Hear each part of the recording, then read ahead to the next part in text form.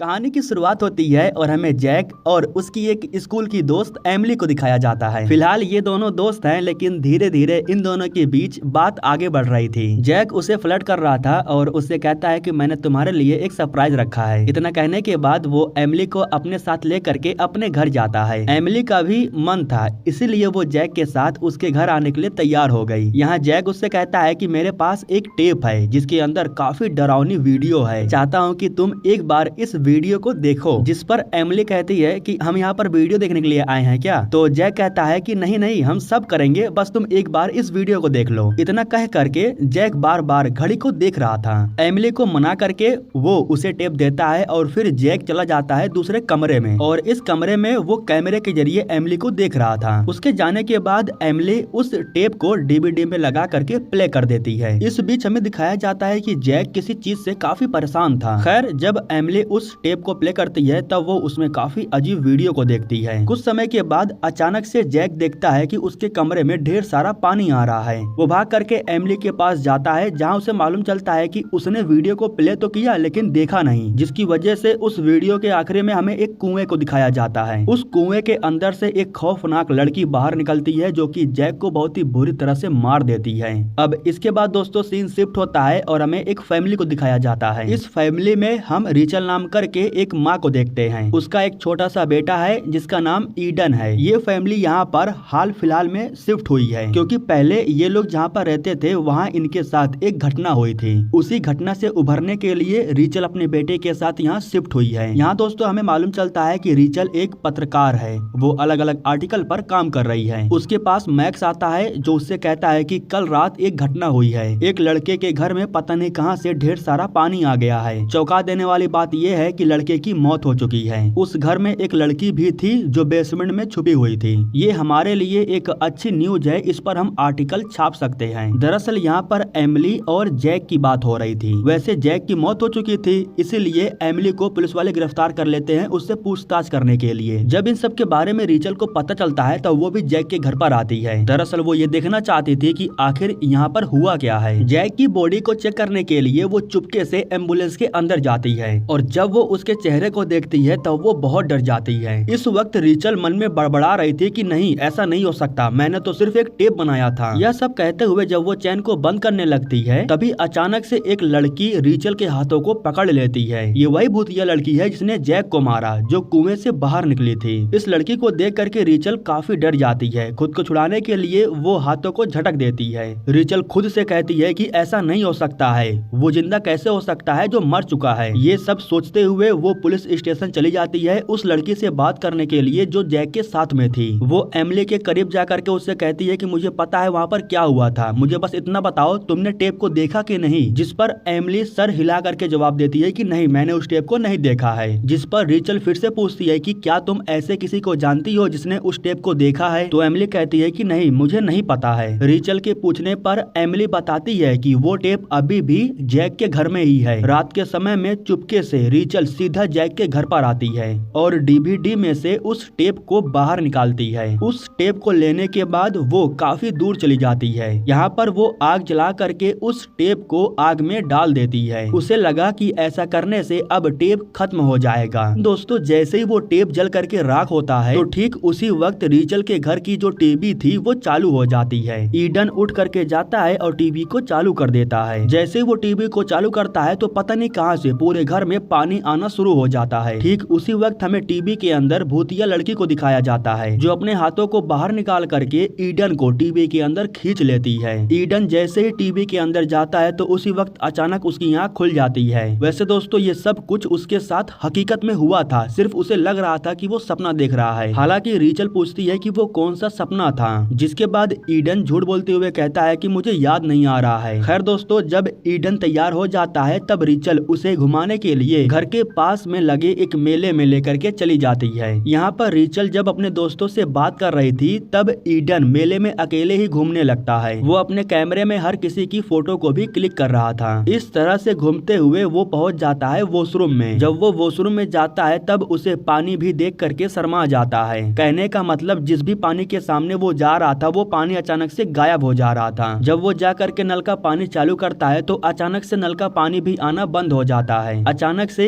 Eden की नजर आईने पर पड़ती है। आईने में वो एक भूतिया लड़की को देखता है। हालांकि वो लड़की उसके पीछे नहीं थी बल्कि वो सिर्फ आईने में ही थी। ईडन फटाफट उसकी कुछ तस्वीर क्लिक कर लेता है। इधर जो रीचल थी वो ईडन को ढूंढते हुए वॉशरूम तक आ जाती है। जब वो ईडन को टच करती है तब रीचल को मालूम चलता है कि ईडन का पूरा शरीर ठंडा पड़ चुका है, इसीलिए वो फटाफट ईडन को लेकर के घर जाने लगती है। यहाँ रीचल पूछती है कि क्या तुम्हें उस सपने के बारे में कुछ याद आया? ईडन कोई जवाब देता उससे पहले ही इनके कार के सामने एक हिरन आ जाता है। शुक्र था कि रीचल गाड़ी को संभाल लेती है। वो हिरन कुछ करता नहीं है बल्कि चुपचाप जंगल की तरफ चला जाता है। लेकिन तभी अचानक से दो हिरन आते हैं जो बहुत ही बुरी तरह से इनकी गाड़ी पर हमला कर देते हैं। रीचल जैसे ही गाड़ी को स्टार्ट करके भागती है तभी सामने से एक और हिरन आ जाता है जो इनके गाड़ी से टकरा जाता है। कुछ ही समय में अचानक से ढेर सारे हिरन जंगल के बाहर आ जाते हैं और चारों तरफ से इनके गाड़ी को घेर लेते हैं। ये सारे हिरन खड़े होकर के सिर्फ ईडन को ही घूर रहे थे। रीचल समझदारी दिखाते हुए गाड़ी को स्टार्ट करती है और धीरे धीरे आगे बढ़ने लगती है। इस तरह से दोस्तों रीचल वहाँ से बाहर निकल करके सीधा घर पर आती है। घर आकर के जब वो ईडन को चेक करती है तब उसे मालूम चलता है कि ईडन के शरीर का टेम्परेचर 5% बढ़ा हुआ है। ईडन को सुलाने के बाद रीचल चली जाती है पानी गर्म करने के लिए। रात के समय में अचानक से अपने आप ही लाइट बंद चालू होने लगता है। घर का पूरा सामान थर थर कांप रहा था। यह सब देख करके लग रहा था कुछ भयंकर अनहोनी होने वाली है। रीचल अपने बेटे को चेक करने के लिए भाग करके उसके कमरे में जाती है। कमरे में उसे दीवार के पास वही भूतिया लड़की दिखाई देती है। रीचल चेक करती है तो उसका बेटा बिस्तर में नहीं था क्योंकि दीवार के पास उसका बेटा ही खड़ा था। यह देख करके रीचल को इतना समझ में आ जाता है कि वो भूतिया लड़की ईडन के शरीर के अंदर है और वो किसी न किसी तरीके से ईडन के शरीर को कब्जा करना चाहती है। घर पर ये लोग सुरक्षित नहीं थे, इसीलिए रीचल अपने बेटे को लेकर के अपने ऑफिस में चली जाती है। यहाँ ईडन अपनी माँ से कहता है कि वो मेरे अंदर है, आखिर वो मुझसे चाहती क्या है। उसकी माँ कहती है कि फिक्र मत करो, तुम बिल्कुल ठीक हो जाओगे। खैर दोस्तों, उसी वक्त यहाँ पर मैक्स आ जाता है जो रीचल से पूछता है कि सब कुछ ठीक तो है, जिस पर रीचल कहती है कि मुझे तुम्हारी हेल्प चाहिए। इसके बाद मैक्स इन दोनों को लेकर के अपने घर आ जाता है क्योंकि रीचल खुद अपने बेटे को लेकर के उसके घर आना चाहती थी। मैक्स जा करके एक टब में पानी गर्म करता है क्योंकि ईडन का शरीर काफी ठंडा हो गया था, इसलिए उसे नॉर्मल करना था। रीचल कहती है कि शरीर का टेम्परेचर कम करने के लिए तुम्हें पानी के अंदर जाना होगा। हालांकि ईडन मना कर रहा था लेकिन फिर भी वो उसे जबरन पानी में डाल देती है। इसके बाद रीचल दोबारा अपने घर चली जाती है अपना कुछ सामान लाने के लिए क्योंकि रीचल अपने बेटे के साथ इस जगह को छोड़ करके जाने वाली थी। लेकिन दोस्तों घर आने के बाद कैमरे में वो अपने बेटे के साथ उस लड़की को देखती है, जिसको देख करके वो समझ जाती है कि ये लोग अब चाहे जहाँ चले जाएं, वो लड़की ईडन का पीछा नहीं छोड़ने वाली है। इधर दोस्तों हमें दिखाया जाता है कि जब मैक्स फोन पर किसी से बात कर रहा था तब अचानक से दरवाजा बंद हो जाता है। इसके बाद मैक्स ईडन को आवाज लगाता है लेकिन ईडन कोई रिप्लाई नहीं देता है। अचानक से कमरे के अंदर से ढेर सारा पानी बाहर आने लगता है, जिसको देख करके मैक्स घबरा जाता है। इसी वक्त यहाँ पर रीचल भी आकर के पहुंच जाती है। काफी समय तक ये लोग कोशिश करते हैं लेकिन दरवाजा नहीं खुलता है, ताकि कुछ समय के बाद वो दरवाजा अपने आप ही खुल जाता है। रीचल देखती है कि टब का सारा पानी हवा में उड़ रहा था। वो ये भी देखती है कि एक हाथ है जो ईडन को पकड़ रखा है। रीचल फटाफट ईडन को जगाने की कोशिश करने लगती है। उसे जैसे ही होश आता है तो कमरे का सारा पानी अचानक से नीचे गिर जाता है। रीचल देखती है कि टब में उसका बेटा नहीं बल्कि वही भूतिया लड़की है, इसीलिए वो दोबारा से उस भूतिया लड़की को पानी में डुबा देती है। हालांकि यह करने से उसका बेटा वापस तो आ जाता है लेकिन उसे काफी तकलीफ होती है। यह सब देख करके मैक्स भी काफी हैरान था।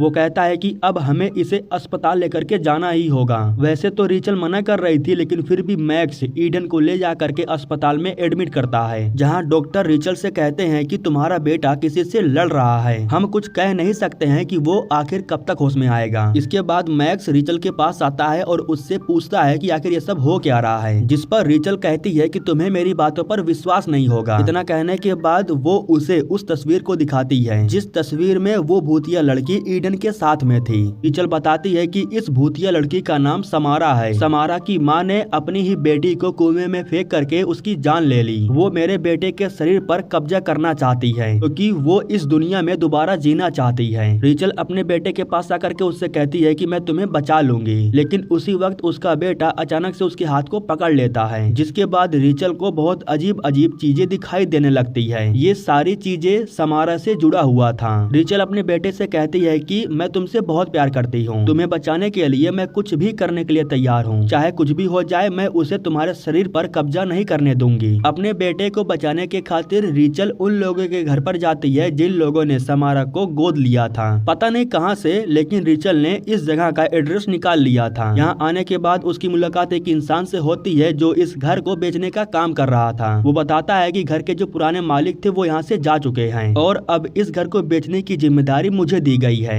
यहाँ वो आदमी रीचल को बताता है कि घर में जो थोड़ा बहुत सामान बचा हुआ था उसे बेसमेंट में रखा गया है। इसके बाद जब रीचल बेसमेंट में जाती है तब उसे यहाँ पर एक बैग मिलता है। इस बैग में एक डायरी था और कुछ कपड़े भी थे। इस डायरी में रीचल के बारे में काफी कुछ लिखा हुआ था। इस डायरी के जरिए रीचल को मालूम चलता है कि समारा की माँ ने उसे कहाँ जन्म दिया था। सीन शिफ्ट होता है और हमें अस्पताल के अंदर ईडन को दिखाया जाता है। टीवी पर एक वीडियो प्ले होता है और इसके बाद अचानक से ईडन की आंख खुल जाती है। जब ईडन को होश आया तब उसके पास एक महिला आती है जो कि एक थेरेपिस्ट है। वो ईडन से पूछ करके ये पता लगाना चाहती थी कि आखिर उसके साथ हो क्या रहा है, जिस पर ईडन कहता है कि मुझे अपने घर अपनी माँ के पास जाना है। मेरी माँ मुझसे बहुत प्यार करती हैं, वो मुझे बचाने के लिए गई हैं। तभी वो महिला कहती है कि तुम तब तक यहाँ से नहीं जा सकते हो जब तक तुम मेरे सवालों के जवाब नहीं दे देते। यह सुन करके समारा को आ जाता है गुस्सा। वो उस महिला के साथ कुछ ऐसा करती है जिससे वो उसके वश में हो जाती है, जिसकी वजह से वो महिला ड्रॉवर को खोल करके इंजेक्शन को निकालती है और फिर उस इंजेक्शन को अपने ही शरीर में इंजेक्ट करके अपनी जान ले लेती है। इसके बाद जो समारा थी वो खड़ी होती है और फिर अस्पताल के बाहर चली जाती है। इधर दोस्तों हमें रीचल को दिखाया जाता है जो उस लोकेशन पर आई थी जहाँ समारा की माँ ने उसे जन्म दिया था। दरअसल ये एक संस्था है जहाँ महिलाओं को रखा जाता है और उनकी देखभाल होती है। इस संस्था की जो मालकिन है वो रीचल को बताती हैं समारा की माँ का नाम एवेलिन है। जब उनके पति ने उन्हें छोड़ दिया था तब वो यहाँ पर रहने के लिए आ गई थी। उन्होंने समारा को भी यहीं जन्म दिया था, लेकिन समारा के जन्म के बाद पता नहीं एवेलिन को क्या हो गया। उसने कई बार समारा को उस छोटे से तालाब में डुबाने की कोशिश किया। हमारे लोगों ने समारा को बचाया और उसकी माँ एवेलिन को पागल खाने में भेज दिया। वो अभी भी उस पागल खाने में है। अगर तुम जा करके उनसे बात करना चाहती हो तो कर सकती हो। रीचल उस पागल खाने की लोकेशन लेकर के एवेलिन से मिलने के लिए वहाँ चली जाती है। यहाँ रीचल को मालूम चलता है कि जो बच्चे वाले परिवार है वो आए दिन एवेलिन से मिलने के लिए आया करते हैं। यह सुन करके रीचल भी थोड़ा हैरान थी। रीचल अंदर जाती है और एवेलिन से कहती है कि मुझे तुम्हारी बेटी समारा के बारे में कुछ बात करनी है। वो मेरे बेटे के शरीर पर कब्जा कर रही है, मुझे बताओ आखिर मैं उसे कैसे रोकूं। जिसके बाद एवेलिन कहती है कि उसे पानी से नफरत है, लेकिन अगर तुम उसे रोकना चाहती हो तो तुम्हें अपने बेटे को मारना होगा। तुम्हें अपने बेटे को पानी में डुबाना होगा, तभी वो तुम्हारे बेटे के शरीर को छोड़ेगी। इसके अलावा और कोई ऑप्शन नहीं है। मैंने भी यही किया था। तुम्हें एक अच्छी माँ बन करके ये काम करना होगा। अब इसके बाद दोस्तों हमें ईडन को दिखाया जाता है जो मैक्स के घर पर आकर के बैठा हुआ था।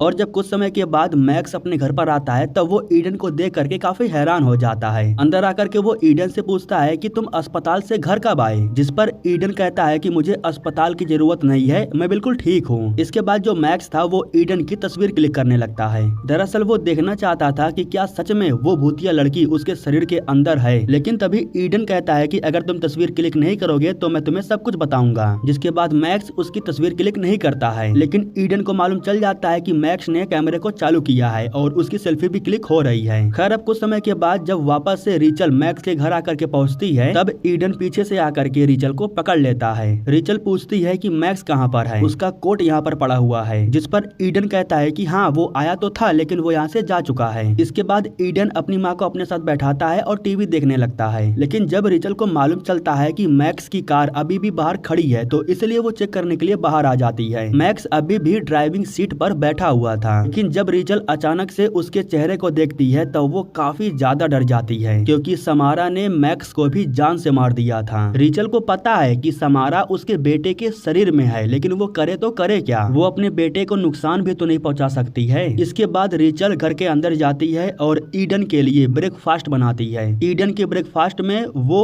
नींद का पाउडर मिला देती है क्योंकि वो ईडन को सुलाना चाहती थी। ईडन जब ब्रेकफास्ट करता है तब उसे कुछ समय के बाद नींद आ जाती है। ईडन को बिस्तर पर लेटाने के बाद रीचल जा करके टब में गर्म पानी भरती है। समारा की माँ ने जो उससे कहा था रीचल वही करने जा रही थी। हालांकि इससे उसके बेटे की जान खतरे में पड़ सकती है, लेकिन इसके अलावा और कोई ऑप्शन नहीं है। वो जब ईडन को पानी में डुबाने वाली थी तभी उसकी आंख खुल जाती है। ईडन कहता है कि मेरे अंदर वो नहीं है, मैं आपका बेटा हूँ। लेकिन रीचल को पता था कि वो झूठ बोल रहा है, इसलिए वो उसे पानी में डुबा देती है। समारा को ज्यादा समय तक पानी में रखने की वजह से उसे तकलीफ हो रही थी और पल भर में पूरा पानी काला हो जाता है। तभी अचानक से ईडन के शरीर में से समारा बाहर निकल आती है, लेकिन कुछ समय के बाद वो अचानक से गायब हो जाती है। ऐसा लग रहा था कि वो खत्म हो चुकी है। इसके बाद रेचल फटाफट अपने बेटे को टब में से बाहर निकालती है। कुछ समय के बाद उसके बेटे को होश भी आ जाता है। उसी वक्त अचानक से इन्हें एक आवाज सुनाई देती है। ये लोग जब जाकर के देखते हैं तब मालूम चलता है कि टीवी ऑन है और टीवी में वही कुआं दिखाया जा रहा था जिसमें समारा को मारा गया है। समारा एक बार फिर से कुएं में से बाहर निकल करके वो ईडन को लेने के लिए आ रही थी, लेकिन रेचल टीवी के सामने आकर के बैठ जाती है और कहती है कि मेरे बेटे को छोड़ दो, मुझे अपने साथ लेकर के चलो।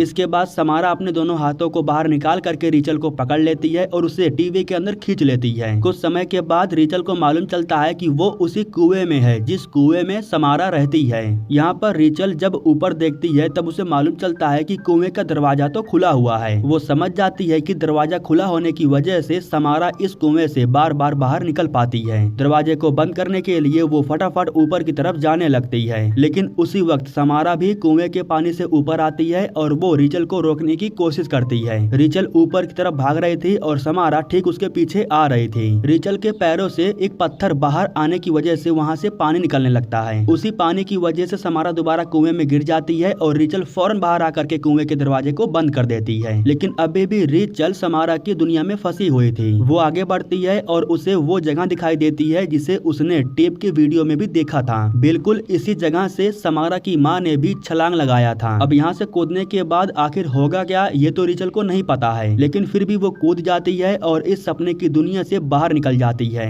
इस तरह से वो पहुंच जाती है अपने असल दुनिया में, अपने बेटे के पास। तो दोस्तों इस तरीके से एक माँ अपने बेटे की जान बचाती है और इसी के साथ दोस्तों ये कहानी यहीं पर खत्म हो जाती है। दोस्तों हमारे YouTube चैनल को सब्सक्राइब करने के लिए आप लोगों का दिल से शुक्रिया। वैसे दोस्तों अगर आप कोई भी मूवी देखना चाहते हो तो उस मूवी का नाम कमेंट बॉक्स में लिख सकते हो। फिर इसके बाद आपको टेलीग्राम पर जाकर के ज्वाइन होना होगा, जिसका लिंक मैंने डिस्क्रिप्शन में दे दिया है। वहाँ पर दोस्तों मैं आपको पूरी मूवी प्रोवाइड कर सकता हूँ।